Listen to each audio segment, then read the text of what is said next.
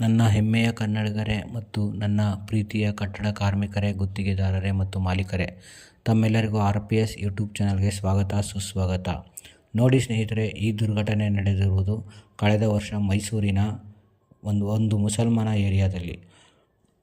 ಅದು ಯಾವ ಬೀದಿ ಯಾವ ಏರಿಯಾ ಅಂತ ನಿಖರವಾದ ಮಾಹಿತಿ ಇಲ್ಲ. ಆದರೆ ಇದನ್ನು ನಾನು ನಮ್ಮ ಕಾರ್ಮಿಕರಲ್ಲಿ ಏನಕ್ಕೆ ತೋರಿಸ್ತಾ ಇದ್ದೀನಿ ಅಂದರೆ, ದಯವಿಟ್ಟು ತಾವುಗಳು ಸುರಕ್ಷತೆಯಿಂದ ಕೆಲಸ ಮಾಡಬೇಕು ಮತ್ತು ಯಾವುದೇ ರೀತಿ ಅನಾಹುತಗಳನ್ನ ಈ ರೀತಿ ಮಾಡ್ಕೋಬಾರ್ದು. ಸ್ವಲ್ಪ ಸಮಯ ಪ್ರಜ್ಞೆ ಎಲ್ಲ ಇಟ್ಕೋಬೇಕು. ಇದರಿಂದ ಏನಾಗುತ್ತೆ, ತಮ್ಮ ಕುಟುಂಬದವರಿಗೆ ಮತ್ತು ತಮ್ಮನೇ ನಂಬಿರುವ ಸ್ನೇಹಿತರಿಗೆ, ಬಂಧು ಬಳಗದವರಿಗೆ ಬಹಳ ನೋವಾಗುತ್ತೆ. ದಯವಿಟ್ಟು ಸುರಕ್ಷತೆಯಿಂದ ಕೆಲಸ ಮಾಡಿ ಅಂತ ನಾನು ಕಾರ್ಮಿಕರಲ್ಲಿ ಮನವಿ ಮಾಡ್ಕೋತೀನಿ. ಇದ್ರ ಜೊತೆಗೆ ನಾನೇನು ಹೇಳ್ತೀನಿ ಅಂದರೆ, ಒಂದು ಸ್ಟೂಲು, ಏಣಿ, ಹಗ್ಗ. ಏಣಿ ಏನಾಗುತ್ತೆ, ಬಿಸಿಲಲ್ಲಿ ಇಟ್ಟು ಒಂಥರ ಬೆಂಡಾಗ್ಬಿಟ್ಟಿರುತ್ತೆ. ಅದು ಹತ್ತದಾಗ ಒಂದು ಅರ್ಧ ಹತ್ತದಾಗ ಮುರಿದೋಗ್ಬಿಟ್ಟು ಕೆಳಗೆ ಬಿದ್ದಿರೋ ಅಂಥ ಉದಾಹರಣೆಗಳು ಬೇಜಾನಿದೆ.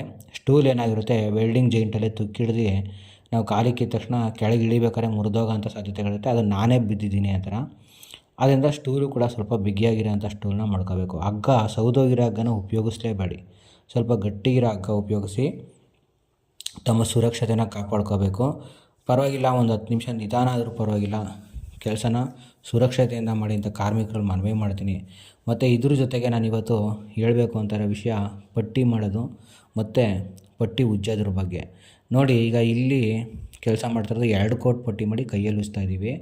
ಲೈಟ್ ಹಾಕೊಂಡು ಏನಕ್ಕೆ ಉಜ್ತಾ ಇದ್ದೀವಿ ಅಂತಂದರೆ, ಏನೇ ಒಂದು ಗೀರ್ಗಳು ಇಲ್ಲ ಪಿಸುರುಗಳು, ಒಂದು ಸ್ವಲ್ಪ ಗೆರೆಗಳಿರ್ತವೆ, ಉಬ್ಬು ತೆಗಿರ್ತವೆ, ಅದೆಲ್ಲ ಒಂದು ಸ್ವಲ್ಪ ಕಾಣಿಸ್ಲಿ ನೋಡ್ಕೊಂಡು ಲೆವೆಲಾಗಿ ಉಜ್ಜೋದು ಅಂತ ಈ ರೀತಿ ಮಾಡ್ತಿರೋದು. ಮತ್ತು 2 ಕೋಟ್ ಪಟ್ಟಿ ಮಾಡಿದಾಗ ಕೈಯಲ್ಲಿ ಮಾತ್ರನೇ ಉಜ್ಜಬೇಕು. ಮತ್ತು 3 ಕೋಟ್ ಪಟ್ಟಿ ಮಾಡಿದ್ರೆ ಮಿಷಿನಲ್ಲಿ ಉಜ್ಜಬೇಕಾಗುತ್ತೆ. 2 ಕೋಟ್ ಪಟ್ಟಿ ಮಾಡಿದ್ರೆ ಏನಕ್ಕೆ ಕೈಯಲ್ಲಿ ಉಜ್ಜಬೇಕು, ಮಿಷಿನಲ್ಲಿ ಉಜ್ಜಬಾರ್ದು ಅಂದರೆ, ಉಬ್ಬಿರೋ ಜಾಗದಲ್ಲೆಲ್ಲ ಕಪ್ಪಾಗ್ಬಿಡುತ್ತೆ. ನೋಡಿ, ಈಗ ಇಲ್ಲಿ ಮಿಷಿನಲ್ಲಿ ಉಜ್ತಾ ಇದ್ದಾರೆ, ಏಷ್ಯನ್ ಕಂಪ್ನಿ ಮಿಷಿನಲ್ಲೇ. ಈಗ ಆ ಮಿಷಿನಲ್ಲೇ ಲೈಟ್ ಇದೆ ಸುತ್ತ, ಅದರಿಂದ ಇಲ್ಲಿ ಟ್ಯೂಬ್ಲೈಟ್ ಇಟ್ಕೊಂಡಿಲ್ಲ. ಈಗ ನೀವೇ ನೋಡ್ತಾ ಇದ್ದೀರಾ. ಈಗ ಆ ಮಿಷಿನ್ಗೆ ಅದಕ್ಕೆ ಒಂದು ಪೈಪ್ ಹೋಗಿದೆ, ಆ ಪೈಪ್ ಒಂದು ಚೀಲಕ್ಕೆ ಹೋಗುತ್ತೆ. ಆ ಚೀಲದಲ್ಲೇ ಧೂಳೆಲ್ಲ ಹೋಗಿ ತುಂಬ್ಕೊಳುತ್ತೆ. ಹೊರಗಡೆ ಧೂಳು ಬರೋದು ಸ್ವಲ್ಪ ಕಮ್ಮಿ ಆಗುತ್ತೆ. ಕೈಯಲ್ಲಿ ಉಜ್ಜೋ ಅಷ್ಟು ಧೂಳು ಬರೋಲ್ಲ. ಮತ್ತು ಕೈಯಲ್ಲಿ ಉಜ್ಜೋದ್ರಿಂದ ಏನಾಗುತ್ತೆ, ಕೈ ಬೆಳ್ಳು ತೂತಾಗ್ಬಿಡೋದು, ಸೌದಾಗೋದು, ಇಂಥ ಇದೆಲ್ಲ ಇರುತ್ತೆ. ಮತ್ತು ಮಿಷಿನಲ್ಲಿ ಉಜ್ಜಿದ್ರು ಕೂಡ ಮೂಲೆಗಳೆಲ್ಲ ಕೈಯಲ್ಲೇ ಉಜ್ಜಬೇಕು. ಈಗ ನೀವು ನೋಡಿರಿ ವಿಡಿಯೋದಲ್ಲಿ, ಅಲ್ಲೊಬ್ಬ ಮೂಲೆಯಲ್ಲಿ ಉಜ್ತಾ ಇದ್ದ. ಆ ರೀತಿ ಮೂಲೆಗಳನ್ನೆಲ್ಲ ಕೈಯಲ್ಲಿ ಉಜ್ಕೋಬೇಕು. ಇನ್ನು ಬಾಕಿ ಮೈದಾನಗಳನ್ನೆಲ್ಲ ಮಿಷಿನಲ್ಲಿ ಉಜ್ಬೋದು. ಮತ್ತು ಏಷ್ಯನ್ ಮಿಷಿನ್ ಅಲ್ಲದೆ ಬರ್ಜರ್ ಮಿಷಿನೂ ಇದೆ. ಬರ್ಜರ್ ಮಿಷಿನ್ ಏನಂದರೆ, ಏಷ್ಯನ್ ಮಿಷಿನ್ಗಿಂತ ಸ್ವಲ್ಪ ಹೆವಿ ಇರುತ್ತೆ. ಆ ಮಿಷಿನು ಸ್ವಲ್ಪ ಅಗಲನೂ ಇರುತ್ತೆ. ಈ ಏಷ್ಯನ್ ಮಿಷಿನ್ ಸ್ವಲ್ಪ ಕಡಿಮೆ ಅಗಲ, ಈ ಬರ್ಜರ್ ಮಿಷಿನ್ ಸ್ವಲ್ಪ ಅಗಲ ಜಾಸ್ತಿ ಇರುತ್ತೆ. ಈಗ ಇಲ್ಲಿ ಏಷ್ಯನ್ ಮಿಷಿನಲ್ಲಿ ಉಜ್ಜೋರು ಏನು ಹೇಳ್ತಾರೆ, ನಮಗೆ ಏಷ್ಯನ್ ಮಿಷಿನ್ನೇ ಸರಿ, ತೂಕ ಕಡಿಮೆ, ಸ್ವಲ್ಪ ಸೀಲಿಂಗೆಲ್ಲ ಉಜ್ಜೋಕ್ಕೆ ಚೆನ್ನಾಗಿರುತ್ತೆ ಅಂತ. ನೋಡಿ, ಈಗ ಇಲ್ಲಿ ಬರ್ಜರ್ ಮಿಷಿನಲ್ಲಿ ಉಜ್ತಾ ಇದ್ದಾರೆ. ಬರ್ಜರ್ ಮಿಷಿನು ಹೆವಿ ಇರೋದ್ರಿಂದ ಸ್ವಲ್ಪ ತೂಕ ಜಾಸ್ತಿ ಇರುತ್ತೆ. ಅವ್ರು ಏನಂತಾರೆ, ನಮಗೆ ಬರ್ಜರ್ ಮಿಷಿನ್ನೇ ಸರಿ, ನಮಗೆ ಅಗಲವಾಗಿ ಉಜ್ಬೋದು, ಬೇಗ ಆಗುತ್ತೆ, ಅದೇ ಸರಿ ಅಂತ. ಅದು ಅವ್ರವ್ರ ಅನುಕೂಲಕ್ಕೆ ತಕ್ಕಂಗೆ ಅವ್ರವ್ರಿಗೆ ಸೆಟ್ ಆದಂಗೆ ಅಷ್ಟೇ, ಬೇರೆ ಇನ್ನೇನಿಲ್ಲ.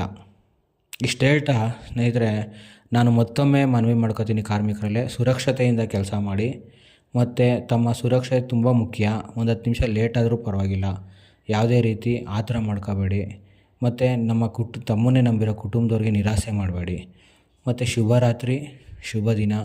ನಿಮಗೆ ದೇವ್ರು ಒಳ್ಳೇದು ಮಾಡಲಿ, ಅತಿ ಹೆಚ್ಚು ಕೆಲಸಗಳು ಮಾಡಿ, ಕೆಲಸದಲ್ಲೇ ಹೆಸರು ಮಾಡಿ ಅಂತ ನಾನು RPS ಯೂಟ್ಯೂಬ್ ಚಾನಲಿಂದ ದೇವರಲ್ಲೇ ಕೇಳ್ಕೊತೀನಿ. ಎಲ್ಲ ಕಾರ್ಮಿಕರಿಗೂ, ಎಲ್ಲ ಗುತ್ತಿಗೆದಾರರಿಗೂ, ಮಾಲೀಕರಿಗೂ ಒಳ್ಳೆಯದಾಗಲಿ. ಶುಭರಾತ್ರಿ, ಶುಭ ದಿನ.